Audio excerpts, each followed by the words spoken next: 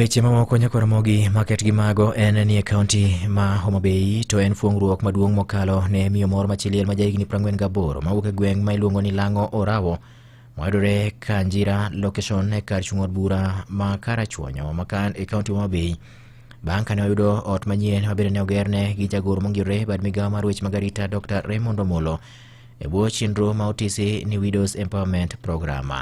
Mamano manyinge Susana Kinyi Okoth ma en jakanyo mar riwruok mar Mond Liete ma ong'ere ni Kowino osebedo ka odak e ot marach wach mabende osebedo ka koro kelne pek mokalo kinde mag koth kakilano gi jafwambo mar e kaunti ma Homa Bay Ali Abich. Chenro mar jolo Mond Liete ma ong'ere ni Widows Empowerment Program ne ochaki gi apis jagoro mongirore migawo mar arita Dr. Raymond Omolo mar neno ni Mond Liete odak kuonde mowinjore kod ngima dhano mondo giyud kaka ginyalo konyore e bwo chenro no. E gweng' ma Lang'o Orawo manitie location ma Kanjira e kar chud bura ma Karachuonyo, Susana Kinyi Okoth ma en chi liel bwo riwruok margi mar Mond Liete ma ong'ere ni Kowino Widows koro ne oyudo fungruok bang' kane osechiwne ot manyien ma ogere bwo chenro no ma koro biro dak kod nyithinde 4 kaka lero kod Peter Liso Gendo mana achiel kuom joma tayo chenro no. Wantiere Kadik sub location, Kanjira location.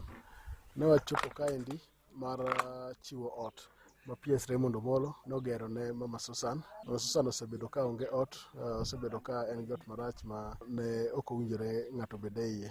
To kane wach ne ochopo to ne watudore gi group manowuok e mar Mond Liete miluongo ni Kowino Widows.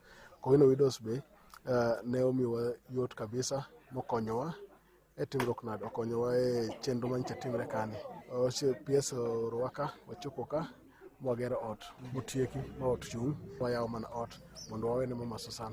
Odno kendo ketne gimoro amora ketne furnitures duto te madwarre mondo obed gi yot. Ogende no jiwo Mond Liete manitie counties ma Kaluo mondo donje e grube mag Mond Liete gwenge ma giwuoke ka okone mane kinyalo konygi e yo mayot kaluwore gi pek ma gisebedo ka gikale. Gima wajiwoga kabisa konyo Mond Liete onego bed ni ka Mond Liete sani nigi grube mang'eny. Wakwayogi jok ma pok join groups, they should join groups mag widows kata they form new groups mag widows. Then from the group wanyalo identify joma nigi samoro gi chandruok mar gik mopogore opogore. Widows Empowerment Program ok en wach ot kende. Maduong' ma watimo kabisa is empowering. Watemo empower Mond Liete gimiyogi gimoro matin, omenda moro matin manyalo konyogi e kungo gi hola. Wa empower gi kwamiyogi kombe maginyalo konyore gi tents maginyalo konyore e activities magitimo. Susan mane oloso bang' yudo ot manyien no ne oywago chandruok mosebedo kokale kod nyithinde nyaka ni wuon pargi magoro lalgo ka okoni ot manyien makoro ne ogerne no okelo ne fungruok maduong'. Asebedo kadak kae to asebedo kadak maber. Asebedo kan gi ot marach mane ok anyal dak e ndalo mang'eny. Nyasaye notimona ono PS Omolo, Raymond Omolo notimona maber, ogero na ot. Kawuono an gi ot maber adhi ninde kendo ne nyithindo siko bedo ka tuo e ot mane anie mokwongo. Ang'e ni malaria mane chando nyithindo noserumo.